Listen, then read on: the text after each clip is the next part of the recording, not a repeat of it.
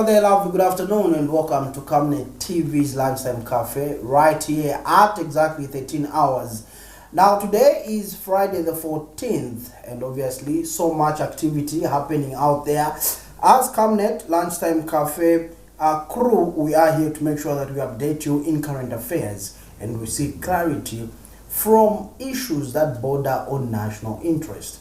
And to help me discuss this particular matter is Honorable SIAMUNENE, RICHWELL, and he is a former defense minister. He comes with vast experience, former member of parliament, a reservoir of knowledge and matters that have to do with the nation. Honorable, good to see you and welcome to Camnet TV. Thank you very much after a long time, and thank you for the viewers who are catching us right now. And Happy New Year to you. Happy New Year, Honorable. Yes. Yeah. Okay, fantastic. And everyone within this prescript. Fantastic. Good to have you here, Honorable, after a long time. However, Honorable, you are here and we seek clarity. Honorable, there's a concern that today in Parliament, the Vice President was supposed to be present in Parliament. However, she's acting president and hence she won't be able to make it to Parliament. And obviously there will be no questioning the Vice President on the many matters, Honorable, that are impacting this particular nation. Honorable, mixed reactions coming from this revelation. We need clarity from you. How is this done when the President is away and the Vice President remains as acting President? How is the procedure and who handles Parliament? Well, as far as I know, being a former member of Parliament and a Minister, of course, of Defense, Commerce Deputy and Works and Supply, having this experience in Parliament, what I know is that when the President is away out of the country, then if the Vice President is within the country, he or she acts as a President. Okay? All the authorities of the President now resides in the one acting. All the security details and everything will be conferred to that particular individual who is acting at that given time. Now, what happens is that what I know is that if, for example, the Vice President is acting as a President, then the one next to the Vice President, who happens according to our system here, government, is the Minister of Defense. The Minister of Defense acts as a Vice President. Okay, even the responsibility in Parliament now resides in the one acting now as Vice President. As Vice President. So you'll be the leader of the House at that given period of time when that thing is in force. So that's what I know. It's not just saying somebody has run away from questions. No, the truth must be told. When you are acting as a president, you are not supposed to go to Parliament there. The one that is supposed to assume the responsibility. Even when the Vice President is not there, the Minister of Defense or Minister of Home Affairs or Foreign Affairs acts, then they will not go to Parliament. They will remain looking at issues in the executive office of the President. Okay, so that is what happens. But I want also to state that I will be failing in my duty if I do not pass my condolences to our good man, Pastor Chirua, who sadly is lost. And we really wanted to be with him. He was a good man, very humble. He was above partisan issues, above tribal, above everything. He was just a human being. He was just a child of God. And that's what I can describe him. He was a very good man. Okay. So as regards to the question that you asked me, that is how order of things are in terms of discharging the functions of the president. So she is discharging now the functions of the president. Okay, and thank now you. The one next gets the functions, her functions in this case now. Okay, thank you so much, Honorable, for those kind words. Now, moving on, but still seeking clarity on this matter, Honorable, allow me to spend a few more minutes on this matter, Honorable, because the public out there needs clarity. Now, there was debate in one of the WhatsApp groups for journalists, and there was a concern that we have seen statements coming from State House in the absence of the president. We have seen statements being issued, and the question was, does the president execute his duties when he is out of the country, or does he need to delegate or leave those duties now to the vice president, who should be acting in his capacity, Honorable? Let's talk about issuing of statements or carrying out executive duties when the president is away. No, there are different issues because the government goes on. The government does not depend on the one now in the position of presidency. No, government has to go on even when he's out or when she's out. The government has to go on because it's a moving vehicle. So the government should not suffer because one is not there. No, that is not supposed to be the case.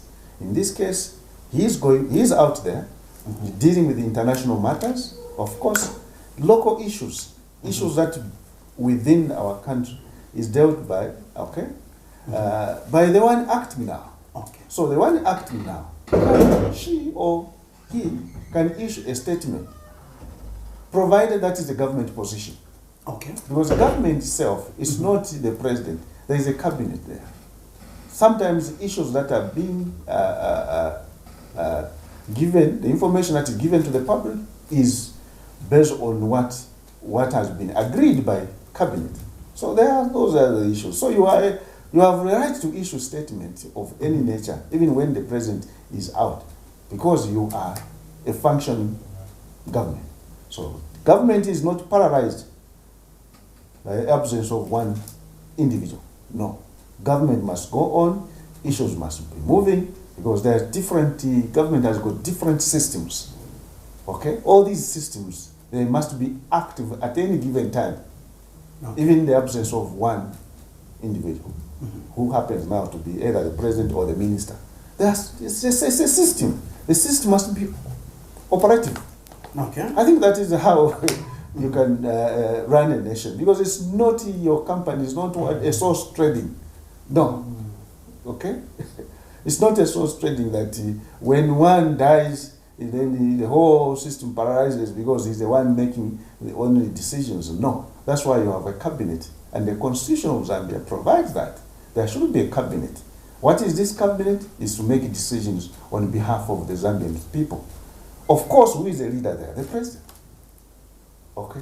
So, issues, there are leaders who make decisions alone. But ordinarily, there must be consultations from other people that he has trusted to be his advisor. So the ministers are advisors.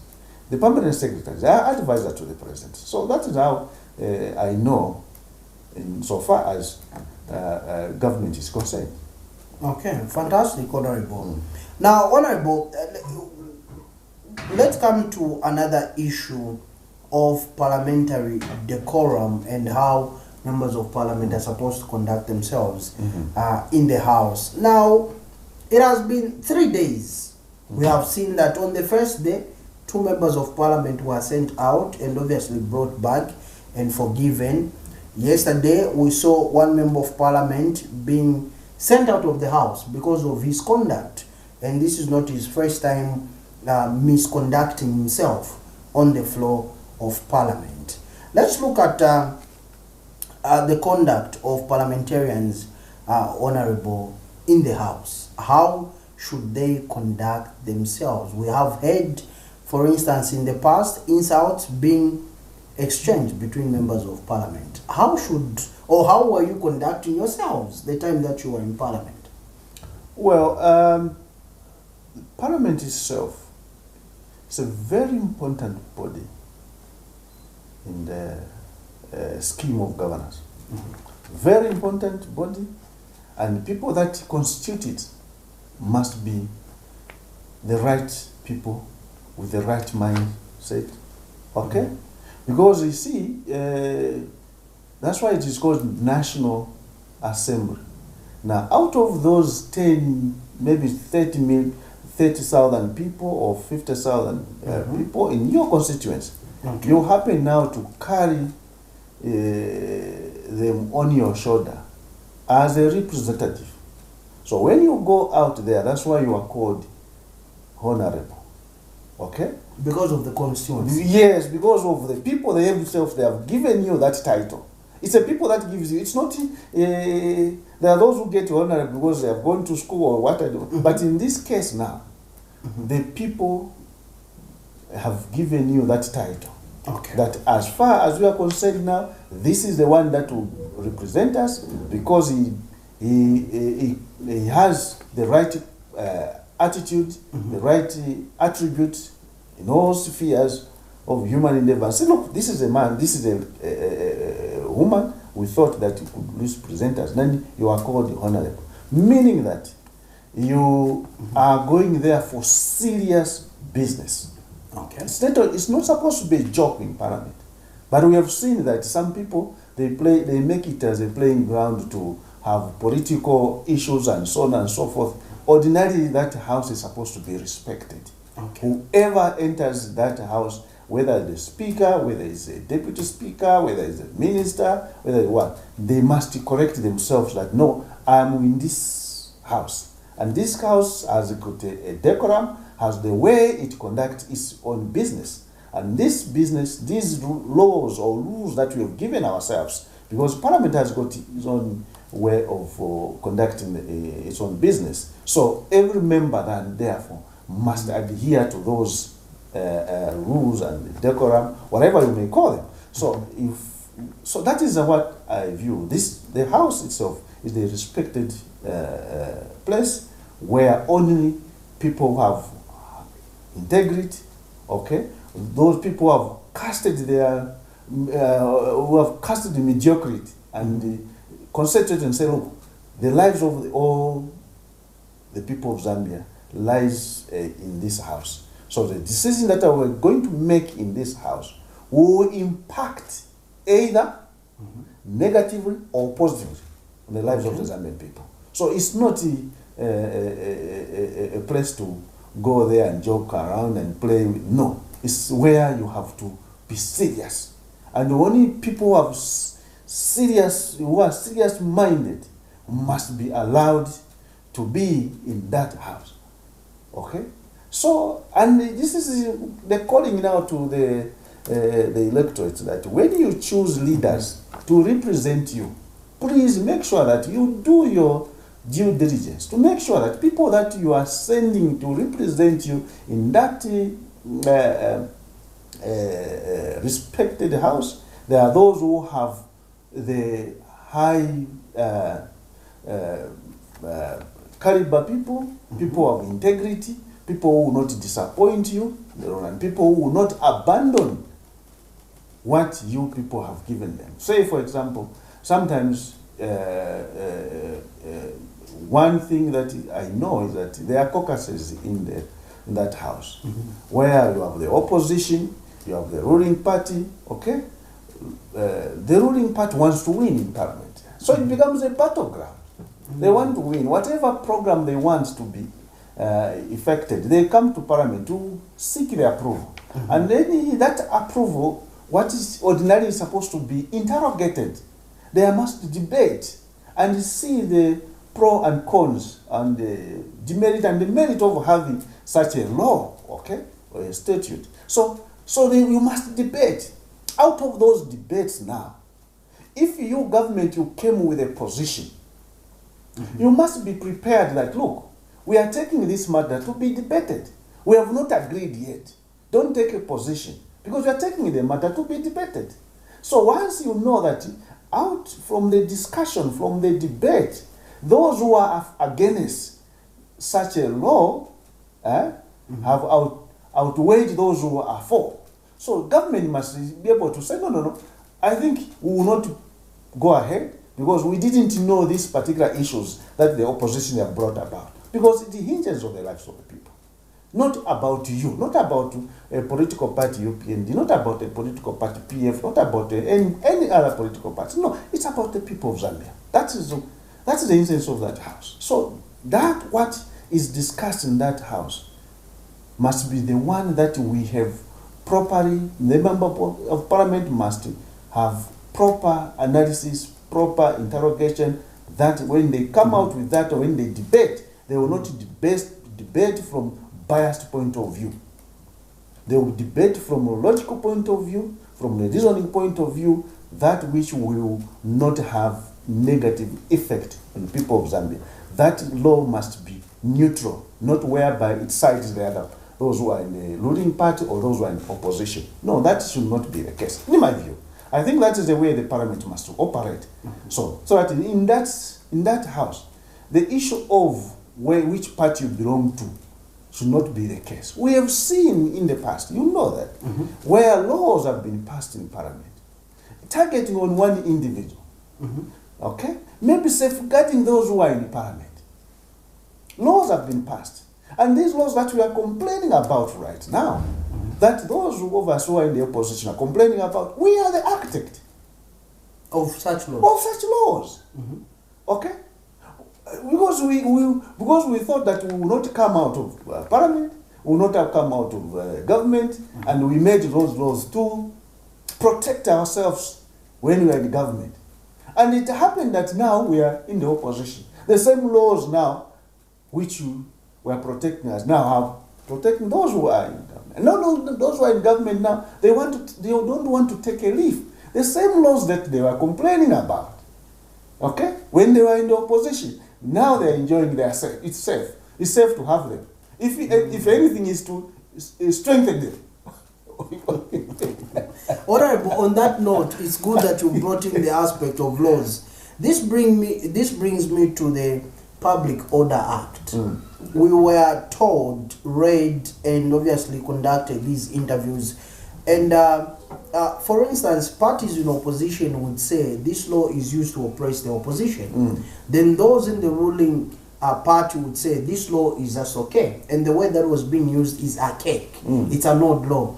However, when tables turn, the opposition becomes the ruling and the ruling goes in opposition. The ruling begins to complain regarding the Public Order Act. And now the ruling party says this law needs to be strengthened. In fact, we are not supposed to do away with it. Honorable, my question is, we know that there's a saying out there that says what's good for the goose is also good for the gander. Why do we see the change of goalposts from politicians when they're in opposition and when they form government? The language changes. The laws that were bad begin to become good because they are now in the ruling government. Why is it like that, Honorable? You have been on both sides of the coin. Why is it like that? Yeah, you see, we are failing to realize one thing. Most of these laws that we have, most of regulations that we have, in most cases, they stem from a colonial era. Yes, you see. That time, the ruling that time, the colonial masters wanted to protect themselves from the public so that they continue ruling in minority. And then the only way you can sustain your position, even when you know that you are minority, is to put certain laws, okay, which will protect you or guard you from certain issues. So that is how these laws came about. Unfortunately, UNIP also, instead, when they were fighting for independence, instead of saying, okay, since now we have our independence, Let's have our own way of handling matters. Okay. Let's change the system that what we have, because we are the same now.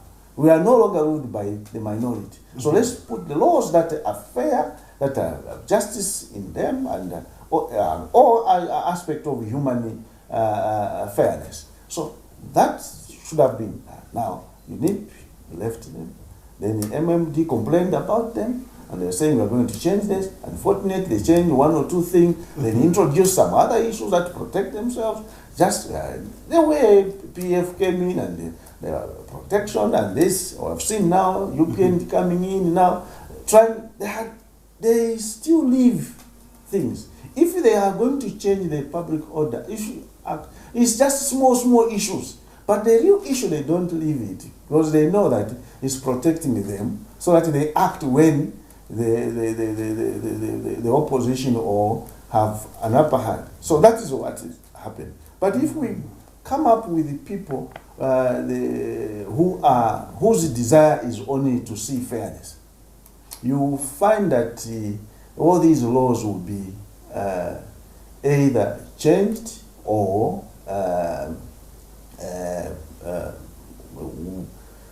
we bring a system that these laws that are coming from colonial era, they are looked into in their own entirety, okay, as opposed to look at them in the piecemeal, okay. You look at the law itself. What is it saving right now? We have moved from that era to this era. What's this era in which we are in now? What type of laws are supposed to be implemented, or what laws are supposed to govern us? Okay? So since we have reached this far, as where we have democracy, we have moved from one party participator or from colonial master. So since now we have reached this far, and so many things have happened, even in the mindset has changed. So you need to live with the moment and put the laws that are. The reason behind that is because we are still partisan in the approach. We have not yet looked at the national requirement, okay? The national requirement which has a national belief, okay? If we believe that, okay, this is what we want to be as a country, and then you see, and by so doing, you put up laws that will resonate with the national belief, okay? Now, what we have now is that any party that comes into government, even when you talk about these values and what, they are not followed. Because there's no one who is monitoring what values do we have in the churches. What values? These values are going to the churches. I always ask Honorable, during the opening of this session of Parliament, we were told that at an opportune time the President will come and give an update on how far we've gone in applying the national values. My question is, what are those national values? What are those principles? I can't see any. Unless the viewers or listeners can mention one. But there is nothing. Because you see, when you have values and principles, to my understanding, in truth, these are supposed to be preached in churches. Okay? They are supposed to be preached in the schools set up. And say, this is how we are supposed to live as a family. So they are supposed to be part of the curriculum? Yes, they are supposed to be part of the curriculum, so that people, they know that we are monitoring how the implementation is going on. And you are assessing that, no, we have reached this far. We have implemented them, or we have taken them into all systems, church systems, education systems, and other systems that hinges on human development. So you find that you are monitoring. Now, I can't see any for me. There is no national belief. Do you have a national belief? I doubt. Do you have? I doubt. Mention one. Or principles. Honorable, I really want to find out from you, Honorable, and use this moment to really seek clarity from you. When you talk about there has been an outcry from so many members of the public, And this has been witnessed in the Kawambwa, Pambashe, and Petaoke by-elections where there was voter apathy. People shunned from going to vote because the general concern out there is that politicians are the same, Honorable. We vote for this individual, they behave the same like the other one that was there, or even worse. So people are saying, what's the use of voting? But we encourage people to vote. Obviously, this is their democratic right, and we live in a democracy. But my question to you is, what is making people to lose confidence in elected leaders? You see, it's not about losing confidence in the elected leaders. As if you were to relate your question to the past by-election where there was a voter apathy, where the number of people that turned up to vote was very low compared to the registered number. Exactly. And there is a story there. Okay. There is a story there that people are no longer, they are not interested in the voting. So why don't we introduce a system whereby the one who came second, or if that party that came second, that sponsored that person, can take it over. And rather than wasting time, okay, monies for by-elections, of course people need to choose. But at that time they made a choice. It's not very far. If we are saying at the presidential level, okay, the president in case he resigns or otherwise, I don't want to put it the other way, the negative one, but No, I'm saying resign. If the president resigns, then the vice president assumes the responsibility. As it is right now. Yeah, as it is right now. Why didn't we take this matter further to parliamentary and say, look, people made their choice. They had the first choice and the second choice. Okay. Why don't we go to the second choice now? Since it's the first choice, I decided either to leave or so other factors and say, okay, you have it. Of course, people are saying, no, they will be killing each other and what? Why are you not fearing that the vice president would kill the president? Exactly. Why are you not having that fear? Okay, fine. If there's death, there's death. If you one day decided to kill another human being, you'll be punished by natural laws. Okay? Because if you do something to your fellow human being, don't think that you can escape.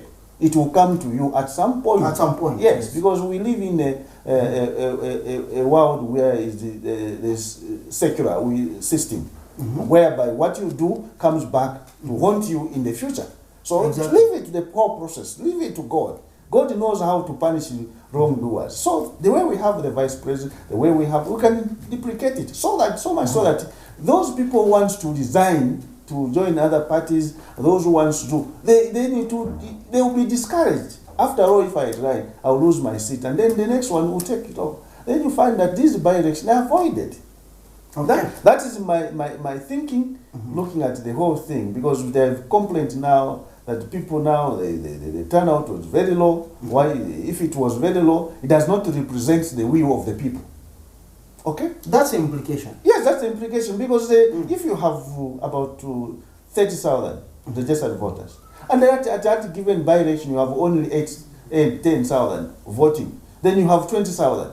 What has happened to the 20,000? Did they all die? The answer is no. They are still existing there because they have lost interest. When they have lost interest, the 20,000, they have lost interest. It means that they have lost interest in the system. So laws are changed based on the reaction of the people. So you cannot go on with a law that you know that it's not serving the people, and you go on with no. You change laws because those laws that are existing are no longer serving the interests of the people. Okay.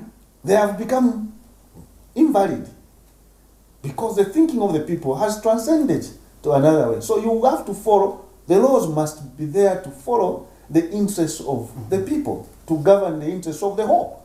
If the whole, which is 20,000, they have said, no, we don't want the by-election, they have registered to you. In the other way, even not voting, you have registered. You are registering something. There is information there which you have to draw as the party in government or the government itself. Why? We have lost, the people have lost interest, which means they have lost interest in this thing that is prevailing. So it's the time to change and perhaps to go back to the people and say, why is it that you have lost interest? They can tell you that no, we don't want, we think that it's a waste of time. Why don't you leave it to 5 years? Whatever that has happened in the election, then the 5 years now, that is the interest of the people. Okay? You leave it in that order, the way the vice president and the president is. Honorable, let me ask you this question. Are we as a country taking national matters or treating national matters with the seriousness they deserve? Because I thought after the 3 by-elections, ECZ with other stakeholders will sit and be able to do a post-mortem of the outcome of the elections. However, what we have seen is that quickly before we can digest the outcomes of the election, the Bank of Zambia is releasing new notes, the banknotes. My question is on this matter of by-elections, Honorable, is are we taking national matters with the seriousness they deserve?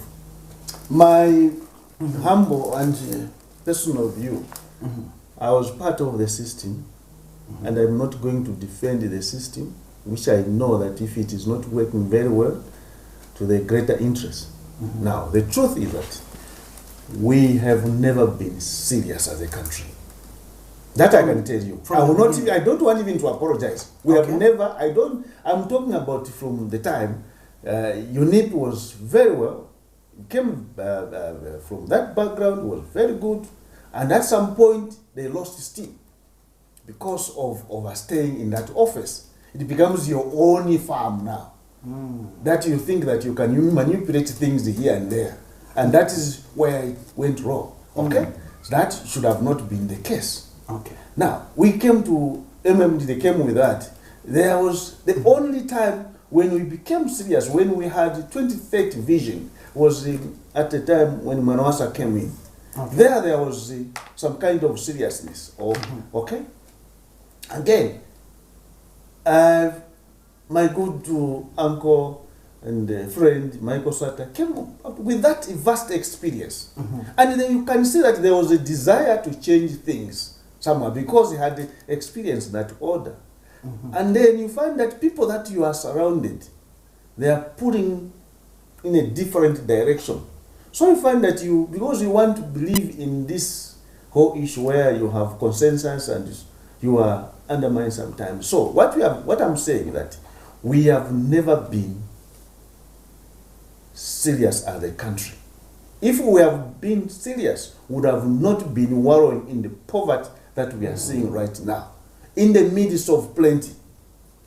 We have never been serious. Those who get into government, their preoccupation is to see that my life is upgraded, okay, to a certain level. I have a certain amount of money. So this one does not beat me in terms of wealth. So you have to be recorded somewhere as a wealthy man, as man who has so much money and support. Then you find that you accumulate money for yourself, disadvantaging your own people.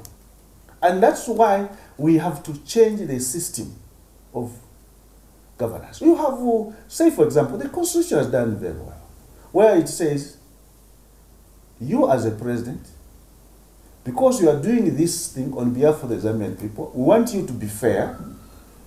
So that means you are going to be paid, is it 80% of your salary? Okay? Up to the end of your life. After you leave office, yes. After you leave office. Is it not incentive enough for you to do the honest things, for you not to involve yourself with any issue as regards to it's good benefit? Money, it's good money. After retirement, then you are given 80% of your salary. Yes. It's good money. I'm saying that it's a very good incentive. The Constitution has done a very good thing.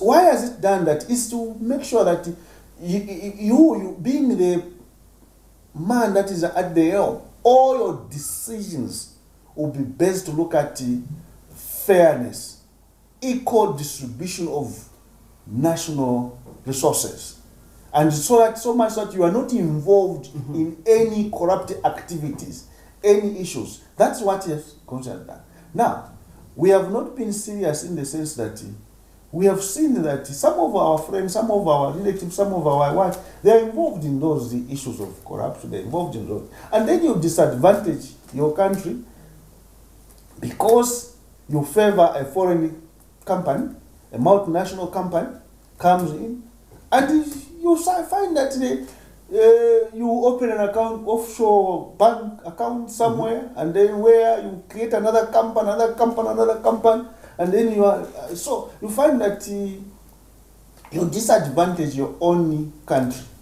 The issue that why we have poverty in Africa, it must be told, it's not the colonial masters, it's our own mentality.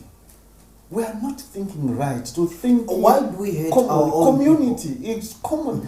When it's a community, it's supposed to be for common good. So my question, Honorable, is why do we hate our own people? Because why do we hate ourselves? Why do we hate ourselves as Africans? I have interacted with friends from Europe, and they say your leaders do not love you as Africans. They do not love you because we don't have the mineral resources that you have. You do have the gold, you do have the copper, you do have the uranium, you do have the emeralds, you do have the manganese, the sugilite. In fact, where there's manganese, there's sugilite. You do have all these resources, but you continue to wallow in poverty. It means your leaders do not love you. Do we have in Zambia, as a case in point, leaders, not politicians, leaders that love this country to see it become a better country from where it is right now? It's all hypocrisy. We don't have the truth that there is no genuine love for the country. There is no genuine love. There is no genuine love. Any country where there is a genuine love, a country will thrive. Okay. And that is the only thing. Because love itself, once it is there, it will show its effect. Okay? It will not hide. And when it is not there, you will see that some of us who have transcended into this, who have, I don't want anyone to say, I'm an authority on mind development, mind science. Okay? I know that once you have the right mind, then your things, the manifestation will come in the right manner. And only rise and fall of any nation depends on the right mind. Those people who are in person at that given time to preside over the affairs of the majority. So, once they have the right mind, and once they say, look, I just want to work for my country. I will not accept any bribe. I will not accept anything. Please, I just want to work. Go in that order. You find that everything that will happen, there will be manifestation everywhere. Because you are resonating with the natural emotion of love. Because this universe, the whole universe, is held together. Anything that operates by love, which is the law of attraction. Everything is being attracted together. You are a fount of, you emanated, you and me and yourself, and everyone else is emanated from the act of love. Exactly. Yes. Your father and mother, there was that attraction. And then it went on. There was I don't want even to hide because these things must be spoken in truth. Exactly. The sperm had to look for an attraction, the egg, and that there was a bondage. You see, that is love itself. When there is love, there will be good manifestation. So what I'm saying that why we are suffering this order, because we have not inculcated the real love in ourselves. Are those Both not the values we should be talking about? Yes, that's supposed to be one of the values in schools and interrogators. Look, from onset, when you go to grade 1, you are told what love is and how you are supposed to perform and who is your neighbor and how do you conduct your fellow human being. Okay? you find that if these values are inculcated early enough in our children, they will grow in that order. We will have few criminals around. Mm-hmm. And only those, if that system is set in place, and you will know that who is fit to get into leadership. You will know that the leadership now requires this kind of mindset. People have moved. And you get into leadership, then you assess. And then when you get into leadership, you will be able to, you will not even feel bad to disclose what you have. Okay. And what you don't have. And say, look, I have this, I have this, I have this. Mm-hmm. And then when you come out of, when in the middle of your leadership, okay, then the auditor general must go and audit, lifestyle audit, now to say, is there anyone who have lifestyle that is beyond his present or her present income? And then when you assess that, and after you have left office, be open to say, come, I had 20 cows, now I have 40. They have given birth from that time, and I bought this, and that kind of leadership is a leadership that is required in Africa at this stage. That's why I agree with Trump. I agree with Trump. Why are we suffering when we have a lot in us? Why should we go and beg someone? If you become a beggar, it means that you produce nothing. That comes to the issue of Bank of Zambia notes. Is it backed by productivity? What is the use? And if it is not backed by productivity, then it is not working. It is a cost. Honorable, the Minister of Finance yesterday on the floor of Parliament did make mention and disclose to the public that the 100 kwacha note has surpassed its ideal use, and hence it is only used for transactional purposes. And this is why the new Dawn government has decided to introduce the 200 and 500 kwacha note. What are the implications on that? You see, one thing that I'm not an economist of any standard, world standard, but I'm an economist, because economy is knowing how to manage your income. Yes, you have to balance out. So if that be the case, I would say that anything that you introduce is a cost. And there is also a psychological effect. When you introduce something, psychologically, it will affect people. And then any psychological thing, it has an implication on the matter itself. Okay. In this case, your money and goods and services, which is the matter. So what will happen is that people now will look at that 500. Their move now, okay, is to give their prices at that higher note. Okay? So once you have that psychological effect, that means goods and services, okay, there will be now, you attract some inflation. Goods will be sold at the higher. So instead of dealing with inflation, we are actually amplifying it. That's my view. You may have a situation whereby you have attracted that psychological well-being of people to consider that, look, since this is 200 kwacha note and what, I want to get to 200, so that they gave me a 200. I want to get to 500. So the goat now, those which were sold at 400, a goat, at Warrior Market, 450, it will go to 500. So that I get the whole note. The chicken that was sold at 150, it will go to 200. Yes. That is what, because you cannot change. Because the economy is performed by people. It has a physical factor and psychological factor. That's the truth. Any economist will be able to tell you that, yes, there is a psychological factor which happens in the economy, that psychologically the economy can be down because it's sentiment. Now this case... Market sentiment. Yes, market sentiment. So has that effect. So basically, what I view that change of note to high value must be in correlation with the value in terms of your economy. There must be, in terms of your your economy. If the economy has improved, then you are able to introduce that. Then there will be that relationship. Now, if the economy is performing poorly, and then you introduce then you find that you may escalate the inflation to another level. You will see, if you can watch, and the next 1 year or so, you will see how goods will sell in the marketplace. People want to get that higher note.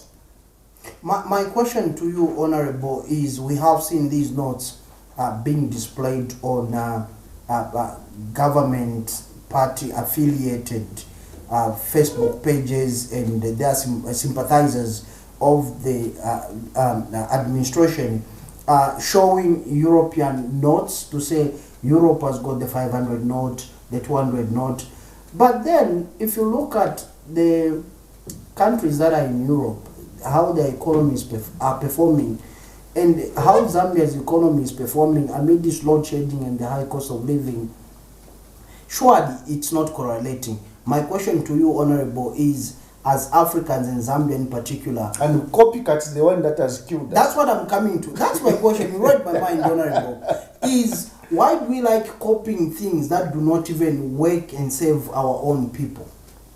I think you see, where America is today, where Europe is today, the level in which they have achieved, maybe we have 50 years gap.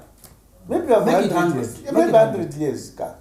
So you cannot jump to go to the European style of living and apply it to the Zambian style when we have not reached that far. First that we have to do is to make sure that we improve our economy, economic activities, empower more people, okay? Let the people come up with the technologies. Let the people be active in all spheres of human endeavor. Give them that latitude. Okay. So much so that there is a productivity in the country. When there is that productivity in the country, it will tell you that now that we have this level of productivity, we can introduce this high value note. Because it must go in tandem with the value of the economy. Okay? When you get to that level, you know that there is a right way to introduce this one now. Now, otherwise, you may cause something else as I've already stated. Okay? The inflation itself that value note will have a telling effect in the negative way rather than in the positive. I don't see how it will apply in the positive. I don't know to the current situation. For those who are coming from outside who have a dollar, yes, they'll have two, yes. So that is what I think. Okay. Honorable, as we begin to wind up, let me throw in this question that has to do with the mineral resources, Honorable. We have heard of why don't Zambians add value to their minerals before exporting them? I earlier alluded to minerals such as the emeralds, gold, diamond, copper that we have in this country, among other minerals, Honorable. And the question is, if these minerals are right here in Zambia, and the places where these minerals are mined, the roads are dilapidated, there's high poverty. Look at Luapula, look at Solwezi, Rufunsa here, high poverty levels, Honorable. Who is then benefiting from our mineral resources if the indigenous Zambians are not benefiting from these minerals? First thing that what we have to do, if we are to improve our economy, is to make sure that all the minerals that we get from our soils, all the precious metals, whatever precious stones, we must, our first priority is to add value. Okay. Only. That should be the case. Say, look, if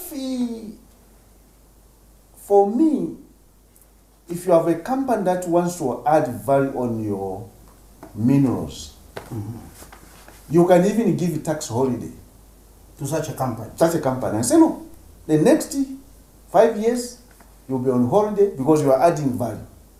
Because what you are doing is that you are growing the manufacturing sector, very additional sector, those sectors that add value. Because when you add value, when you sell copper in its raw form, and when you sell copper on when you have added value or you have produced a product that is going to be used like cables and water and the other things that are copper is used, you find that the value there, the gap of the value, as opposed to when you sell it raw and when you add value, you find that you maybe 10 times. Okay. 10 times value. Okay? So why can't we say we have, even when you don't charge this particular company that is going to add value, you know that you have 10 times value which you are going to drive from that. Okay?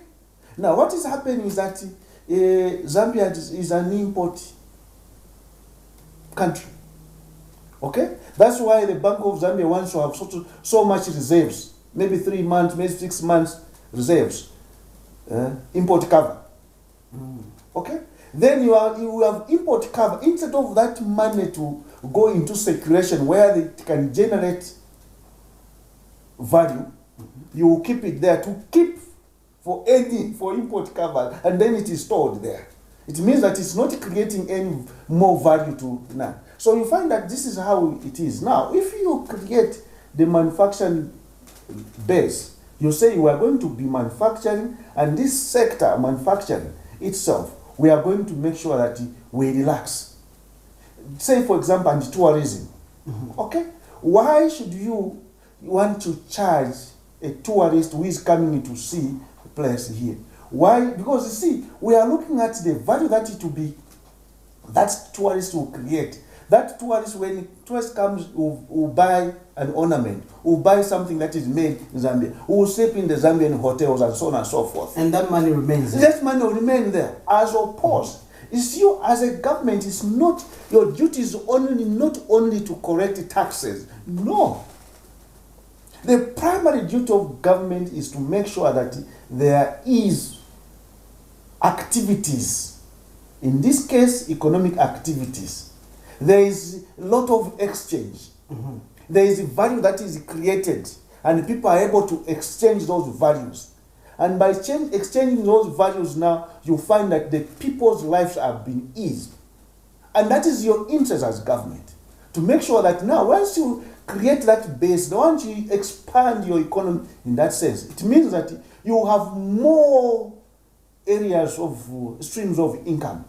Okay? Then when you have more streams of income, it means that even your tax will be lower, because you have more money that you are collecting from men. Now, what has happened now? We have small, government has got small income, okay, small revenue or small streams of income.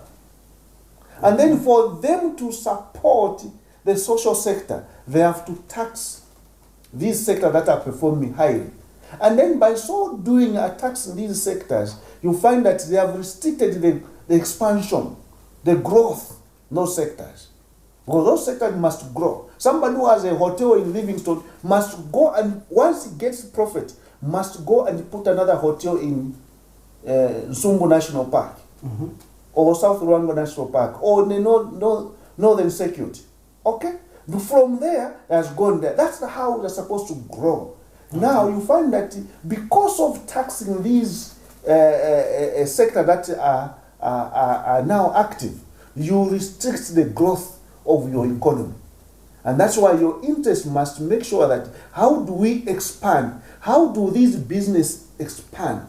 That is your primary interest. To make sure that the one who has one hotel, the one who had 2 rooms, then they grow to 3 rooms. 5 rooms, and then they grow and they put another one in Sorwezi, they put another one in Wamba, they put and in Chipata. So as we go, Honorable, that's how it's supposed to be. Not to interrupt you, as we go, Honorable, my question to you is, we have seen the emergency of a huge appetite when it comes to amassing wealth from politicians. They are competing with private citizens now, and people that never used to own vehicles are now moving in a convoy of vehicles. They are now demarcating land in national parks.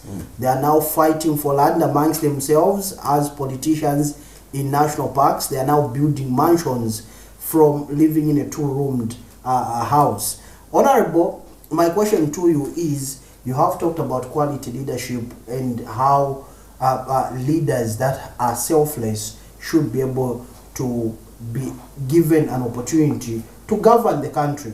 But my question to you is, how do we recognize selfless leaders that put the country called Zambia first and work to develop this country and leave it a better place than they found it, as we go, Honorable? Yeah, you see, how to identify, one has to have a track record. The record, my record, when I was a Minister of Commerce, when I was MP, Stazongwe, Member of Parliament. We need to check all that. You need, that's your duty, you the public. Once I put myself on the public domain and I want to occupy a public office, which is supposed to be based on public good, you have the right to make sure that you dig deeper about my character in terms of public affairs. How did I conduct myself when you were minister? How did I conduct myself? Then from that, you are able to base your decisions. Based on that, you must be able to say no for SIAMUNENE, no for this one, because we are not clear as to how he performed. With minus that, it is very difficult. Okay? You may have a lion in a sheep's skin, hiding that, and then when you put always that a hyena. With a hyena, and then you find that these are the issues that we have. Okay. Partly, the public has to have an issue here. Okay. They have an issue, the public, to make sure that whoever they want to give leadership, it's not a joking matter. This is a serious matter, that is, that particular person is going to make decisions on your behalf. And therefore, you must make sure that you do a due diligence so that your vote is not wasted at any given time. Okay? So that is how you can perhaps assess good leaders and bad leaders by way of looking at their past record, whether they were village headmen, whether they were elders, whether they were in church, whatever human endeavor they were involved before. That has to come into play and say, look, we want to know you. And there's nothing wrong with that. Yes, there's nothing wrong with that. And then the other thing that we should do, in my view, is that as we go now. Yes, as we go, we make sure that whoever wants to occupy a public office, I think, in my view, the first thing, we must pay them handsome.